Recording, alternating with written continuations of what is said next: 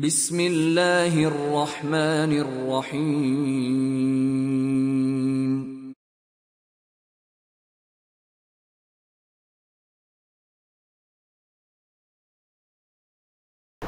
যাবতীয় প্রশংসা আল্লাহ সুবহানাহু ওয়া তাআলার, যিনি বিশ্বজগতের একমাত্র মালিক। যে আল্লাহ সুবহানাহু ওয়া তাআলা আমাদের কাছে সমস্ত রকমের ওজর পুরো করে দিয়েছেন, যে কেন আমাদেরকে সৃষ্টি করা হয়েছে, এই পৃথিবীর অবস্থা কি হবে, তারপরে কি হবে, কার সাথে কেমন আচরণ করা হবে, কিসের ভিত্তিতে করা হবে, এভরিথিং, কোনো কিছু আল্লাহ সুবহানাহু ওয়া তাআলা বাদ রাখেনি। বরং আল্লাহ সুবহানাহু ওয়া তাআলা বলছেন, এরপরেও যদি এমন কোনো কথা বাকি থাকতো যা মানুষকে ঈমানদার করতো বা শক করতো, আল্লাহ বলছেন আমি তা পুরো করে দিতাম। কিন্তু আল্লাহ সুবহানাহু ওয়া তাআলা এমন কিছু বাকি রাখেনি যা একজন ব্যক্তিকে শক করার জন্যে, মুমিন বানানোর জন্যে লাগতে পারে। এমন কোনো দৃষ্টান্ত আল্লাহ বাকি রাখেনি, এমন কোনো যুক্তির খণ্ডন আল্লাহ করেনি যেখানে ঘাটতি থাকতে পারে। আল্লাহ সুবহানাহু ওয়া তাআলা তা পুরো করে দিয়েছে। এবং এটা আল্লাহ সুবহানাহু ওয়া তাআলা বলেছেন, যেটা আমার দয়ায়, আমার অনুগ্রহে করেছি। তার মানে বান্দার প্রতি আল্লাহ সুবহানাহু ওয়া তাআলার ভালোবাসাও অনেক, এবং তিনি যে রহমান এবং রাহিম তার প্রুফ করে দিয়েছেন আল্লাহ কোরআনুল কারীম নাজিল করে দিয়ে, এবং যুগে যুগে আমাদের কাছে নবী এবং রাসূলদেরকে প্রেরণ করার মাধ্যমে। তো যেই বিষয়টি আমি আজকে আপনাদের কাছে তুলে ধরার ইচ্ছা পোষণ করেছি, কিন্তু পরিস্থিতি আমাদেরকে বাধ্য করেছে যে বর্তমান পরিস্থিতিতে বিষয়বস্তুটা একটু অন্যদিকে মোড় নিয়েছে। যেহেতু আপনারা যারাই মিডিয়ার সাথে জড়িত আছেন বা যারা দেখেন খবরাখবর বা শোনেন, জানেন যে দেশের পরিস্থিতি এখন কোন পর্যায়ে পৌঁছেছে। যারা ইনসাফ চায় তারা বোঝে না ইনসাফ কি জিনিস। যারা বলতে চায় যে আমরা ন্যায় চাই, আমরা বিচার চাই, আমরা দেশটাকে পরিবর্তন করতে চাই, আমরা সুশীল সমাজ গড়তে চাই, এ নিজেই জানে না যে সুশীল সমাজ কি জিনিস। সে নিজেই জানে না ভালো কোনটা মন্দ কোনটা, কিন্তু দাবি করে বসে আছে। এবং এমন এমন কাজ তারা করছে খুব ভালো, এর বাহবা হচ্ছে, আমরা তার সমর্থন করি কিছু ভালো কাজের। কিন্তু এই ভালো কাজের নামে এমন কিছু কাজ আমাদের সমাজে হচ্ছে যা আদৌ কোনো মুসলিম রাষ্ট্রের কোনো মুসলমানের দ্বারা হতে পারে না, কিন্তু আমাদের দেশে হচ্ছে। তো আমি ক্ষুদ্র মানুষ, আমার হয়তো ভাষারও অতটা মূল্যায়ন করা হবে না, কিন্তু বড়দের এই বিষয় নিয়ে কথা বলা উচিত। তবে আমি আল্লাহ সুবহানাহু ওয়া তাআলার একটি আয়াত বা রাসূল সাল্লাল্লাহু আলাইহি ওয়াসাল্লাম থেকে একটি হাদিস আমি আপনার কাছে পেশ করতে পারি। একজন ব্যক্তি হিসাবে, মুসলিম হিসাবে, যে আমার যতটা ভূমিকা রাখার আমি ততটা রাখতে পারি। তবে এর জন্য একটা বিশেষ বক্তব্যের প্রয়োজন রয়েছে, যার জন্য স্টাডি করে সেই কথাগুলো আপনাদের কাছে তুলে ধরার জন্য আমাকে স্টাডি করতে হবে। কিন্তু সেই সময়টা না থাকার কারণে মাত্র আমি একটা হাদিস দিয়ে আমি আজকে আপনাকে বোঝাতে চাই আজকের প্রেক্ষাপটে আমাদের মুসলিমদের কী করণীয় উচিত। যেহেতু আপনারা গুটি কয়েকটা লোক এবং রেকর্ডিং হয়ে যখন ছাড়া হবে তখন সেটা অনেকেই দেখবে, এবং আমি মনে করি কাটপিস করে ছাড়া উচিত বিশেষ বিশেষ কথাগুলোকে। আজকের পরিস্থিতির উপরে নির্ভর করে কয়েকটা জিনিস। যদি আপনি সমগ্রভাবে সমস্ত খবরাখবরগুলো দেখে থাকেন, শুনে থাকেন, তাহলে আমি বলবো এখানে অনেক কিছু শিক্ষণীয় বিষয় রয়েছে। তার একটা শিক্ষণীয় বিষয় হচ্ছে, জাতি যদি একগ্রতা হতে পারে কোনো বিষয়ে, জাতি যদি ঐক্যবদ্ধ হতে পারে, তাহলে তাদের যেই দাবি নিয়ে তারা মাঠে নামবে সেটা সফল হবে।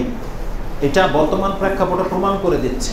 গুটি কয়েকটি ছাত্র, স্কুলের ছাত্র, তারা প্রমাণ করে দিয়েছে যে ঐক্যবদ্ধ হলে বহু কিছু করানো যায়। প্রশাসন পর্যন্ত তাদেরকে ভয় করবে এবং বাতিল হক সব স্পষ্ট হয়ে যাবে। তার জন্য ঐক্য হতে হবে। তাদের কাছ থেকে আমাদের হুজুরদের বা যারা এখন প্রকৃত অর্থে মুসলিম, যারা সত্যি সত্যি আল্লাহর জন্য জিহাদ করতে চায়, রাষ্ট্র কায়েম করতে চায়, ধর্মটাকে প্রতিষ্ঠিত করতে চায়, তাদের জন্য বহু শিক্ষণীয় বিষয় রয়েছে এইগুলো থেকে।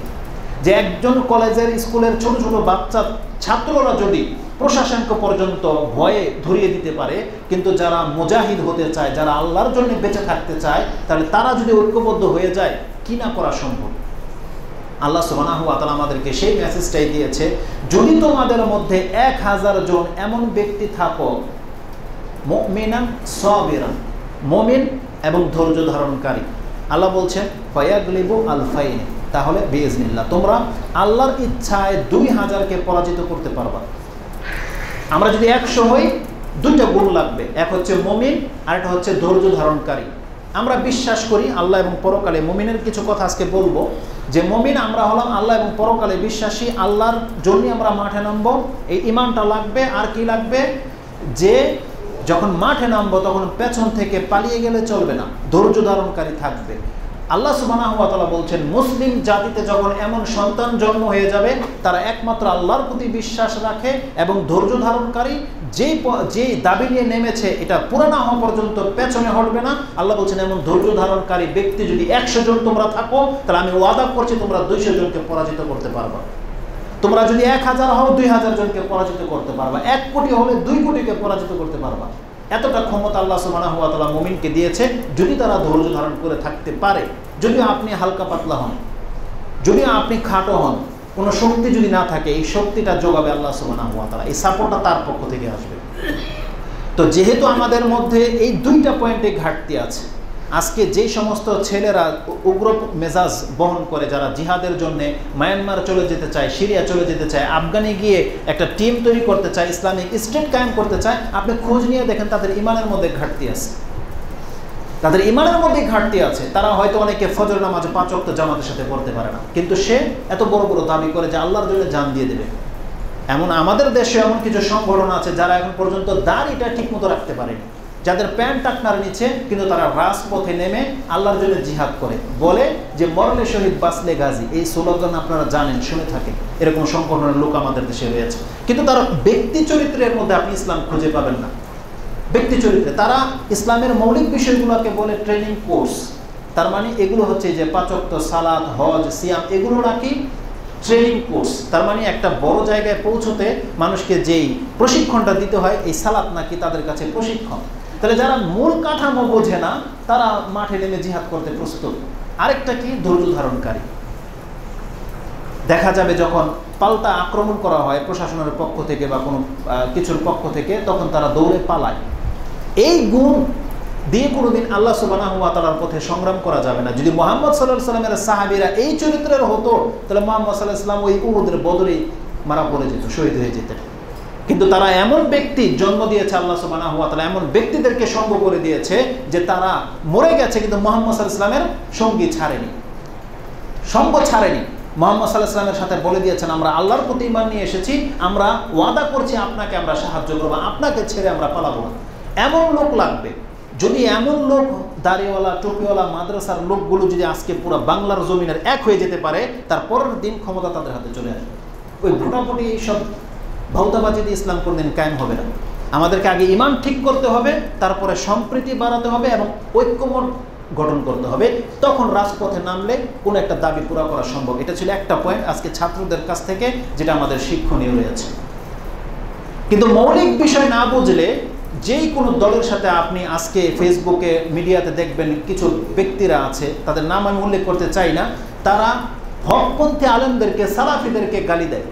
তারা সালাফিদেরকে বাতিল বলছে যে এরা নাকি দরবারি আলেম, তারা নাকি আমেরিকার সাথে আতাত করে। এমনকি হারাম শরীফের ইমামের ছবিও দিয়ে বলছে এও কি মুরতাদ, এ কি মুরজিয়া সংগঠনের মধ্যে অন্তর্ভুক্ত করে দিয়েছে। আর এত সুন্দর সুন্দর কথা বলবে। আমরা কিন্তু সেই আয়াতগুলো জানি, কোরআনে যে আয়াতগুলো জিহাদ সংক্রান্ত এমন কিছু রয়েছে, সেই আয়াতগুলো, হাদিসগুলো আমরাও জানি।